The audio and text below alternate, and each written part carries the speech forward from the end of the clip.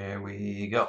Hey guys, it's Ryan.Hoffman here at Summit Funding with a quick little Monday video for you. One of the main things that I talked to people about last week was that I was going into our sales conference and talking about different things that were important to everybody when it comes to how what we're dealing with in the current market and what would be most helpful for you.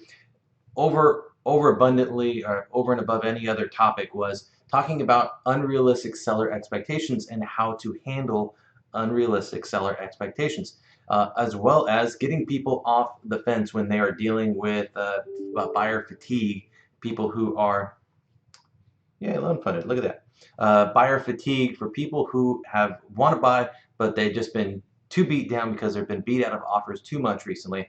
And so that's something that they're watching, that they're trying to deal with, trying to get people back motivated and get out there shopping again. So right here is a really good article. So I'm just going to talk about the unrealistic seller expectations first. Mainly it's coming down to being able to explain your position with facts and being able to sound like a confident resource who knows what's going on and not just someone who is trying to say whatever is needed in order to get the listing. So look at different resources for your specific market that have statistical data to support what you're trying to say. For example, Ryan Lundquist, a Sacramento appraisal blog, is a really good local resource for us that has a lot of data specific to our local communities. Roseville, El Dorado Hills, Folsom, Lincoln, Sacramento, Elk Grove, all these good local resources. But if you're in LA or any other market in California, you have a ton of different resources, mainly through the MLS. You can just look this stuff up.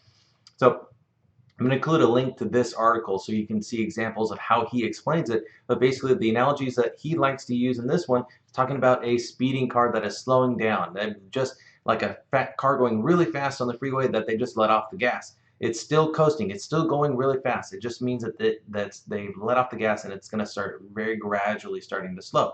But don't get it twisted. It's still a seller's market. It's still greatly in the seller's favor. You just need to use the right kind of setting of expectations so that way when you are explaining this to your potential sellers, you let them know we're going to push this thing to the limit. We're going to push hard. But keep in mind, the market's changing day by day. So we're hoping for 20 offers. We may get a couple, and we hope it's 50,000 above appraised value, but we're going to price it right, and it may come in, maybe we get 10, 20,000 over appraised or over offer price or list price.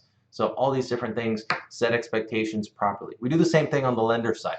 If we know that it's going to be one day to get something, we'll say it might be one day or it could be 2 or 3 days. We want to set expectations so that way we have realistic days. Definitely don't want to tell a listing agent, hey, we're going to close this thing in 21 days for sure. If we know that it's a unique product that will take longer than that, if it's like a bank statement loan or something outside the box, we want to have realistic expectations and not be the guys that build a reputation for over-promising and under-delivering. So all those things in mind, I just want to keep everybody in the loop. So the speeding car analogy is a really good one.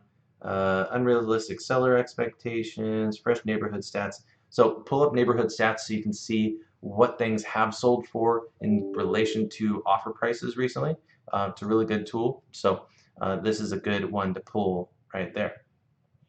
So I'll go ahead and put this link in there. If there's anybody you'd like me to help you with getting pre-approved, getting out there shopping, if someone has been working with a lender that they are not getting really good service from, they're not communicating well, and they can benefit from using a lender who does pick up the phone and call people and does actually communicate and send updates along the way, I would love to help you. Give me a call. Info is going to be down here at the bottom, but 951-312-8650. And you guys have yourself a great day. Bye.